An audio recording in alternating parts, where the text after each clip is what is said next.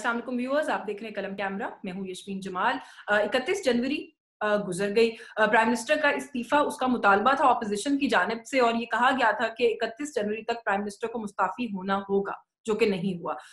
इस्तीफा तो नहीं आया, लेकिन हुकूमत की जानिब से जिस किस्म का तंज आ रहा है और जो कुछ कहा जा रहा है ऑपोजिशन को, वो हम सबके सामने है। तो कुछ इस हवाले से बात करेंगे। हमारे साथ मौजूद हैं तर्जुमान मियां नवाज शरीफ और मरियम नवाज मोहम्मद जुबैर साहब। अस्सलाम वालेकुम सर, बहुत शुक्रिया सर आपका आपके वक्त के लिए। सर, आपसे सबसे पहले यही सवाल करना चाहती हूँ कि 31 जनवरी गुजर गया, इस्तीफा तो नहीं आया प्राइम मिनिस्टर का। अब ये कहा जा रहा है कि 4 फरवरी को इजलास होगा और उसमें अगला लाहे अमल तय किया जाएगा। लेकिन I really want to ask कि मरीम नवाज का भी एक क्लिप बहुत फ्लोट हो रहा है, आपने भी देखा होगा, जिसमें वो ये कह रही थी कि 31 जनवरी तो बहुत दूर, जनवरी की भी नौबत नहीं आएगी, इनको इससे बहुत पहले घर जाना पड़ेगा क्योंकि फैसला हो चुका है। मगर ऐसा नहीं हुआ। So can I really ask के ये जो कॉन्फिडेंस है ऑपोजिशन का जो था कि ऐसा हो जाएगा, वो कॉन्फिडेंस आप लोग कहाँ से ले रहे थे? कॉन्फिडेंस देखें, जब इतनी बड़ी तहरीक यशवीन चलाते हैं ना, तो उसमें अप्स एंड डाउन्स भी आते हैं। कभी भी कोई दुनिया की तहरीक ऐसी नहीं हुई है कि जी बिल्कुल जो अनाउंस किया और दड़ दड़ दड़ शुरू कर दिया। मैं किसी से कंपैरिजन नहीं कर रहा, लेकिन सिर्फ बताने के लिए आप कहीं भी चले जाएं दुनिया में, और वहां भी ना जाएं, पाकिस्तान में भी देख लें, अयूब खान के खिलाफ तहरीक चली, जुल्फिकार अली भुट्टो के खिलाफ तहरीक चली, परवेज मुशर्रफ के खिलाफ 2007 में लॉयर्स मूवमेंट के थ्रू तहरीक चली, मार्च 2007 में तहरीक चली थी, और अगस्त 2008 में वो उन्होंने प्रेसिडेंसी छोड़ी थी। I am not suggesting anything, but I am saying कि देखें, जब आप तहरीक चलाते हैं तो आपके एक शॉर्ट टर्म मकासद होते हैं, मीडियम टर्म और लॉन्ग टर्म होते हैं। और हमारे लिए जो मुश्किल थी, जो ये जितनी भी तहरीकों की अब मैंने बात की है, कंपेयर टू ये तमाम तहरीकों के, इस दफा हमारे पास सबसे बड़ा चैलेंज था, क्योंकि जो भी तहरीक आप उठा के देख लें, उसमें 2-3 फोर्सेस की पुष्टपनाही होती है। इस दफा किसी की भी नहीं है। We are all independent. लेकिन ये जो जिन तहरीक का आप हवाला दे रहे हैं, अगर उनकी बात करें, वो कौन सही था कौन गलत था, I am not going into that debate, लेकिन मोस्टली मार्शल लॉज के खिलाफ, फौजी आमरीत के खिलाफ, मुल्क में डेमोक्रेसी रिस्टोर करने के हक में ये तहरीक चलाई गई। आप किसके खिलाफ करें? इलेक्टेड गवर्नमेंट है। तहरीक का कोई मकसद भी होता है ना। मकसद क्या है कि नवाज शरीफ को आराम से वापस आने दिया जाए, जरदारी साहब को कुछ ना कहा जाए, मौलाना को मेरा ख्याल में शामिल कर लिया जाए, क्या मतलब मकसद क्या है? नहीं, मेरा ख्याल है ऐसा नहीं है। 68 में भी जब अयूब खान के खिलाफ चली थी, तो उस वक्त भी एक आइन था, 1962 का आइन था, बहुत से लोगों के लिए एक्सेप्टेबल ही नहीं था और बिल्कुल होना भी नहीं चाहिए था। इकोनॉमिक प्रोस्पेरिटी बड़ी जबरदस्त थी, इकोनॉमिक डेवलपमेंट अयूब खान के दौर में हुई थी, येट पीपल केम आउट और उन्होंने कहा ये सिस्टम इज नॉट एक्सेप्टेबल। 77 में जो इलेक्शन में धांधली हुई थी भुट्टो साहब के दौर में, उसके खिलाफ तहरीक चली थी। और इसी तरह से दूसरी तहरीकें, तो ये तो जाहिर है मुशर्रफ साहब भी जस्टिफाई कर रहे थे, वो ये भी जस्टिफाई कर रहे थे कि मैं प्रेसिडेंशियल इलेक्शन यूनिफॉर्म में बैठ के लड़ सकता हूँ और ये with in the constitutional framework है। अब यहाँ यही तो नहीं, लेकिन यही तो वो तो आप आज कह रही है ना। उस वक्त के जो बहुत से जो एंकर्स थे, वो कहते थे जी वो उन्होंने फलाने सुप्रीम कोर्ट ने भी कह दिया और जज ने भी कह दिया और अटॉर्नी जनरल ने भी कह दिया कि जी भर्ती में वो लड़ सकते हैं इलेक्शन। बात ये होती है कि इस वक्त हमारा जो एतराज है वो है ही ये कि जो पाकिस्तान को जिस तरह से चलाया जा रहा है वो पाकिस्तान के आइन के मुताबिक नहीं है। और उसकी दो एग्जांपल सबसे बड़ी हैं सामने। एक तो ये है कि हाइब्रिड रजीम जो कॉन्सेप्ट है या एक लफ्ज बना है, ये हमने तो नहीं इजाद किया। हाइब्रिड रजीम का तो कॉन्स्टिट्यूशन हाइब्रिड कैसे है? हाइब्रिड मैं तो वो खुद क्लेम करते हैं हाइब्रिड है, तो हाइब्रिड का तो कॉन्सेप्ट है ही नहीं आइन में। दूसरी बात ये है कि आपने इमरान खान का माइंडसेट, हम हमेशा से कहते थे कि फैसिस्ट माइंडसेट है। उन्होंने अभी 2-3 दिन पहले ये कहा कि एक जो अलमिया है जमहूरियत का, कि उसमें हर 5 साल के बाद इलेक्शन कराना पड़ता है। अब ये फैसिस्ट माइंडसेट, इसके बाद कोई आपको कोई और प्रूफ चाहिए कि एक साहब पाकिस्तान के आइन, मैं आपको बताऊं कि कोई और लीडर होता ना तो उस पर आर्टिकल 6 का मुकदमा होता। आइन कहते हैं भाई कि 5 साल के बाद इलेक्शन होंगे। कायदे आज़म का आर्टिकल 6 तो जाहिर है आप लोग इनिशिएट नहीं कर सकते, लेकिन उनके खिलाफ इस बात के ऊपर मुकदमा कर सकते हैं। हम तो हमेशा आपसे ये बात सवाल पूछते हैं कि आप लोग कहते हैं धांधली हुई, मैसिव एक कह रहे वो ट्रेजेडी है पाकिस्तान की, अलमिया है। और भाई तो मैं ये पूछता हूँ कि अगर ये अलमिया है भी, लेट्स सपोज कि वो मान लिया जाए कि जी 15-20 साल किसी को मिले, तो भाई आपको क्यों मिले 15 साल? वो तो मैं आप क्लेम करता तो मैं ज्यादा अच्छा हूँ, और फिर मिलिट्री को क्यों ना लेके आ जाए? अगर 15 साल किसी को देने ही है तो आपको क्यों दें? इतने निकम्मे आदमी को आप कहें कि 15 साल के लिए आप ले लें और हुकूमत चलाएं, जिनको अभी तक समझ नहीं आ रही है कि चलाना कैसे है। अच्छा, आप बार बार लफ्ज इस्तेमाल करते हैं, जब भी आपसे मेरी बात होती है आप तहरीक का लफ्ज इस्तेमाल करते हैं कि मूवमेंट है, तहरीक है जो आप लोग चला रहे हैं। आई अंडरस्टैंड कि डिफरेंट पॉलिटिकल पार्टीज हैं, नजरियाती आप लोगों के अदरवाइज इख्तलाफात हैं, आप एक कॉमन कॉज के लिए इकट्ठा हुए हैं, आप लोग एक पॉलिटिकल पार्टी तो हो नहीं गए जो लोग सारे पीडीएम के अंदर है। So difference of opinion obviously exist करता है, लेकिन अगर इतनी बड़ी चीजों के ऊपर डिफरेंसेस सामने आए कि आप लोगों को अभी तक अपना लाहे अमली ना पता हो कि इस्तीफा मांगना है, खुद इस्तीफा देना है, इन हाउस तब्दीली की बात करनी है, इलेक्शन में हिस्सा लेना है कि नहीं लेना, लॉन्ग मार्च करनी है कि नहीं करनी, तो फिर मतलब what kind of a movement is that कि जो आपका बेसिक लाहे अमल है वो भी सुबह शाम पब्लिक में डिस्कस हो रहा होता है कि आप लोगों का आपस में इत्तेफाक ही नहीं है। कोई, अगेन मैं रेफरेंस दूंगा, अगर आप 20 नवंबर 1968 में जाके चली जाएं तो उस वक्त यही सवाल उस वक्त की ऑपोजिशन से किया जाता, आप चाहते क्या हैं? तो कि जी आप अयूब खान का रिजिग्नेशन मांग रहे हैं, अपनी असेंबली सीट से आप रिजाइन करना चाह रहे हैं, क्या आप चाहते हैं? तो बेसिकली एक जो सबसे ज्यादा इंपॉर्टेंट चीज ये है कि हमने ये कहा जब सितंबर में इस तहरीक का ऐलान हुआ था, उसमें हमने ये कहा कि हम ये तहरीक चलाएंगे और हम सबसे पहले अवाम के पास जाएंगे और अवाम को हम बताने की कोशिश करेंगे, अपने नैरेटिव पर उनको लाने की कोशिश करेंगे और पूरे पाकिस्तान में जाएंगे। और हम उनको ये दो एस्पेक्ट से कि एक ये 2018 में रिग्ड इलेक्शंस के थ्रू आए थे, इसलिए हमें एक्सेप्टेबल नहीं, और पिछले 2-2.5 साल में जिस तरह से चलाया गया, तो हमने पूरे पाकिस्तान में गए, जिसको आप कहते हैं ना स्ट्रीट्स को आपको वार्म करना पड़ता है। आप इतने सालों तक लोग घरों में बैठे हैं तो आप बाहर निकालना पड़ता है, अपना पॉइंट ऑफ व्यू देना पड़ता है, और हमारा नैरेटिव है भी बड़ा स्ट्रॉन्ग नैरेटिव है। अब बिल्कुल जैसे जैसे आगे जाते हैं तो उसमें फिर difference of opinion within the political party भी आते हैं और within different political parties in the coalition भी आते हैं, और वो हैं। और उसमें हम जिस तरह जब 1 जनवरी को जब इजलास हुआ था पीडीएम का, तो पीपल्स पार्टी को उससे 3-4 दिन पहले सीईसी का इजलास हुआ था जिसमें उन्होंने ऐलान किया था सेनेट के इलेक्शंस में हिस्सा लेंगे और बाय इलेक्शंस में हिस्सा लेंगे एंड सो ऑन। तो सबका ये ख्याल था कि जी ये तो बिल्कुल पीडीएम की तहरीक से बाहर आ गए, बट पीडीएम को के इजलास में जब वो आए और उन्होंने अपनी रैशनल बताई तो पीडीएम एक्सेप्टेड दैट रैशनल। तो ये तो नहीं हो सकता कि जी हम कहेंगे जी हम अकले कुल हैं और पीपल्स पार्टी या जेयूआईएफ या दूसरी कोई पॉलिटिकल पार्टी कुछ भी डिस्कस सवाल शुरू यहाँ से किया था कि ये पॉलिटिकल पार्टीज आप लोग एक दूसरे के खिलाफ तारीखी तौर पर इंतखाबात लड़ते रहे, तो आई अंडरस्टैंड कि वो डिफरेंस तो डिफरेंट चीजों के अंदर पॉइंट ऑफ व्यूज आएंगे, लेकिन सवाल फिर वही है कि ये डिफरेंस ऑफ ओपिनियन तो समझ में आ सकता है कि बिलावल का ख्याल है कि मार्च में लॉन्ग मार्च की जाए क्योंकि इतना टाइम इस चीज के लिए दे दिया जाए, मे भी मरियम समझती है कि जनवरी में हो जाए, इस तरह के इख्तलाफात तो शायद समझ में आते हैं। लेकिन अगर बुनियादी इख्तलाफ ये हो कि आप स्ट्रीट्स को वार्म कर रहे हैं जो अभी आपने कहा, और पीपल्स पार्टी का नुक्ता नजर ये हो कि स्ट्रीट्स में जाने की जरूरत ही नहीं है, वो कहते हैं आप इन हाउस तब्दीली करें, तो ये तो बहुत बड़े डिफरेंसेस है ना। नहीं देखें, एक तो आप बिल्कुल कंफ्यूज कर रही हैं। पीपल्स पार्टी ने तो ये कभी कहा ही नहीं कि स्ट्रीट्स को वार्म नहीं करना। अभी 9 फरवरी को वो हैदराबाद में जलसा कर रहे हैं, वही in line with what has been happening. नहीं, बट लॉन्ग मार्च और धरने के ऊपर कंफ्यूजन है। पीपल्स पार्टी के सीनियर लोग कह रहे हैं कि हम नून लीग को कन्विंस कर लेंगे कि इन हाउस तब्दीली पर फोकस करें और लॉन्ग मार्च और धरने से बात नहीं बनेगी। देखें, इन हाउस भी has to be the result of the pressure that you built up.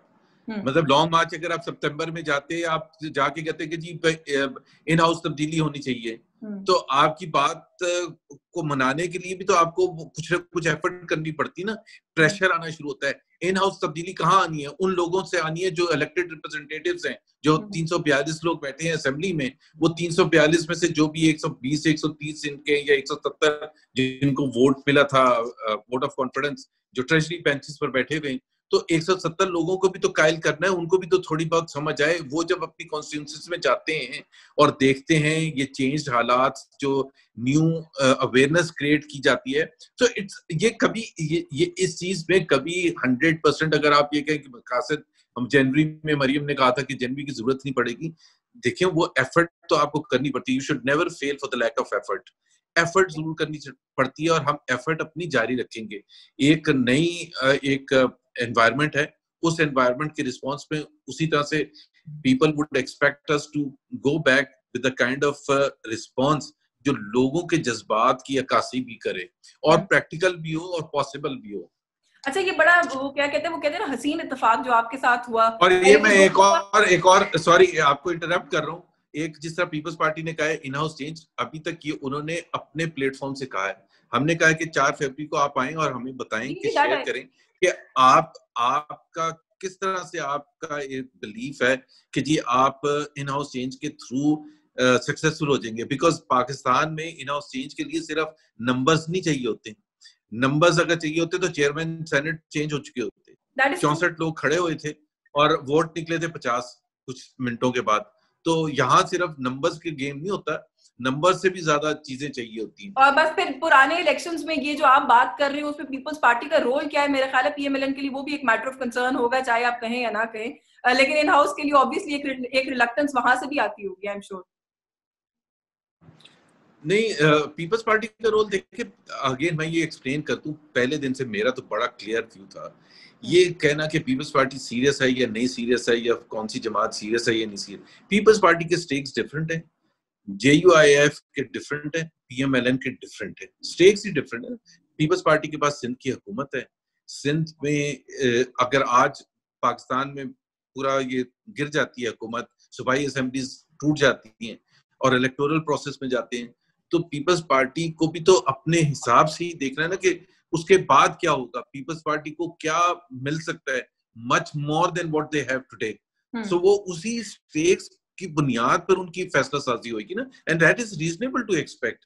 We have to understand their point of view, we can't just ignore कि जी वो कहां से बात कर रहे हैं। JUIF का डिफरेंट है, हमारा डिफरेंट है, तो ये डिफरेंसेस को कम से कम करके और साथ चलना, ये एक चैलेंज है।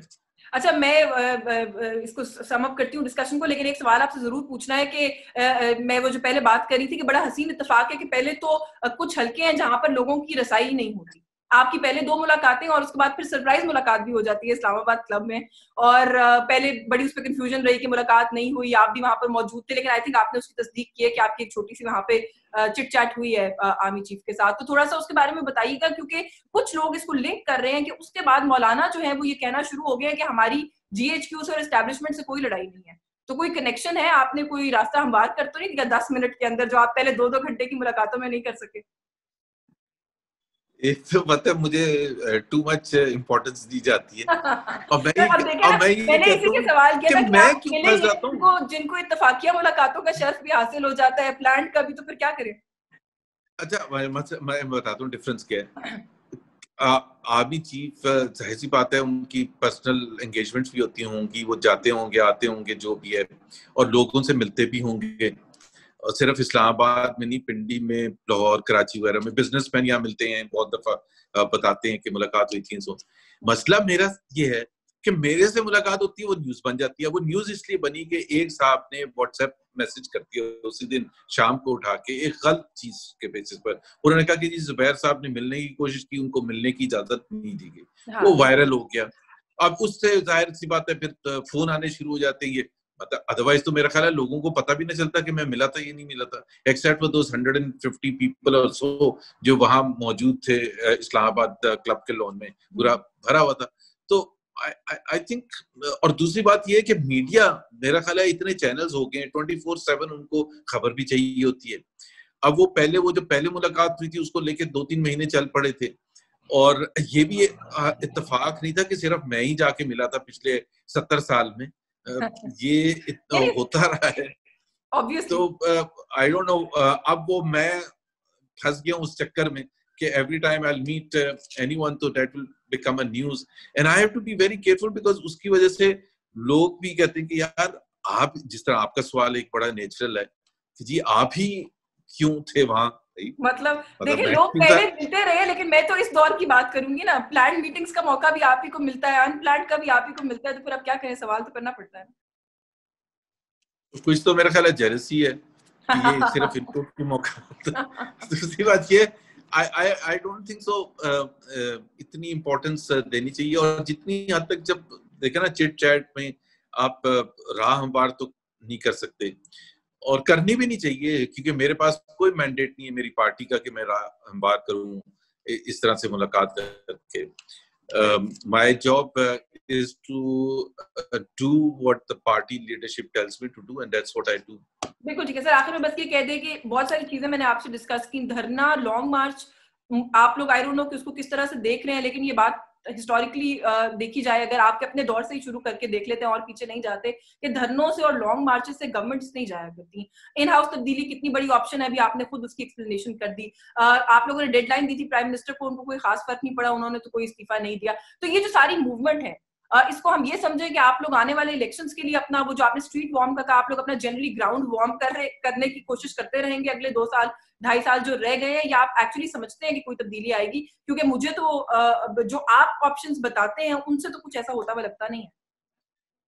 देखिए ना, बात यह है कि मैंने यही कहा था आपको कि जब आप कोई भी तहरीक चलाएं या आप कोशिश करें स्ट्रीट्स में जाने की, जल्द से जुलूस करें, तो आप अवाम के पास जा रहे होते हैं with in the constitutional framework. अभी पिछले 3-4 महीने में आपने देखा है कि एक गमला भी नहीं टूटा, हमने कोई ऐसी चीज नहीं की जो कि कंपेयर टू वो जो आपने 2014 के धरने की बात की थी, उसमें तो जाहिर है एक मूवमेंट चलाई थी जिसमें एक हुकूमत के साथ एक वो क्या कहते हैं मूवमेंट थी जिसमें कि टैक्स ना दें और ये सारी चीजें, और अटैक्स कर रहे थे बिल्डिंग्स पर and so on and so forth. None of that has happened और होना भी नहीं है।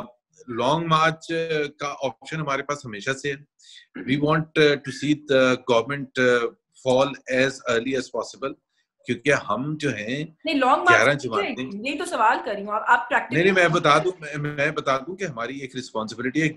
जो वो धांधली शुदा इलेक्शन जो हुआ था 2018, और बावजूद सब चीजों के ये जो 11 जमातें, इनके वोट्स जो काउंट हुए थे वो पीटीआई के वोट से ज्यादा थे।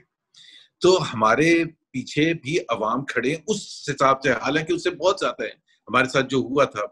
और 2-2.5 साल की परफॉर्मेंस के बाद तो जाहिर सी बात है, और इवन जो इमरान खान के भी जो सपोर्टर्स हैं वो भी इतने एंथुसियास्टिक नहीं है। उनको भी पता है कि वो जो डेनमार्क के प्राइम मिनिस्टर साइकिल पर हवाला दिया जाता था, उसका सिर्फ हवाला दिया जाता था, उससे आगे कुछ भी नहीं होना था। ना गवर्नर हाउस गिरने थे, ना महंगाई कम होनी थी, ना कुछ और होना था। तो वो अब लोगों को भी समझ आ गई कि he is just like another political leader, in fact worse than any other. एक शेख चिल्ली नहीं होते जो हर चीज में बताया करते थे कि जी यूं हो जाएगा फिर यूं हो जाएगा, वो हर रोज पता चलता है कि जी how poor PTI was in terms of the planning, and उन्होंने क्या सोच के आए थे और क्या किया था। तो हमारा काम है कि हम एफर्ट करते रहेंगे। गिर जाते हैं बहुत जल्द तो बहुत अच्छा होगा, कमजोर होते हैं एज अ रिजल्ट, बिकॉज सिर्फ जरूरी बात नहीं होती कि गिर जाएं, कमजोर हो जाते हैं, उनकी अपनी टीम में महसूस होना शुरू होता है कि जी ये क्या कर रहे हैं। अब उनके स्टार्स जो हैं, स्टार्स जिसके बारे में इमरान खान ने खुद जिक्र किया कि वो जिहाद कर रहे हैं, शहबाज गिल, फिरदौस आपा और वो तीसरे मुराद सईद, अगर ये पीटीआई का स्टैंडर्ड है, वो जो बड़े बड़े बैंकर्स और इन्वेस्टर्स वगैरह जो आहें भरते थे कि पीटीआई के लिए, तो अगर ये स्टैंडर्ड है कि ये उनके हैं लोग जो कि जिहाद कर रहे हैं, फिर तो अल्लाह ताला चले, मेरे तो ख्याल है नेक। लोगों के स्टैंडर्ड पे क्या बहस करी, वक्त मेरे पास खत्म हो गया। लेकिन ये जो भी मैं आई वांटेड कि आज जो आप लोगों की पीडीएम की तहरीक है, थोड़ा सा उस पर आपसे बात करूं। मैं कुछ दिनों के बाद आपको फिर से जहमत दूंगी गवर्नमेंट की परफॉर्मेंस पर बात करने के लिए, क्योंकि अभी आपने कहा है कि वाली बातें थी, उनके क्लेम्स भी अभी भी बहुत बड़े बड़े हैं कि वो बड़ी कारकर्दगी दिखा रहे हैं मईशत के फ्रंट पे खास तौर पे। उसके लिए आपके साथ एक सेपरेट सिटिंग करेंगे इंशाल्लाह। ठीक है, ओके जी, अल्लाह। थैंक यू जी, बहुत शुक्रिया, थैंक यू सो मच जी। गुफ्तगू आपने सुनी मोहम्मद जुबैर साहब के साथ। व्यूअर्स, मुझे इजाजत दीजिएगा, अल्लाह हाफिज।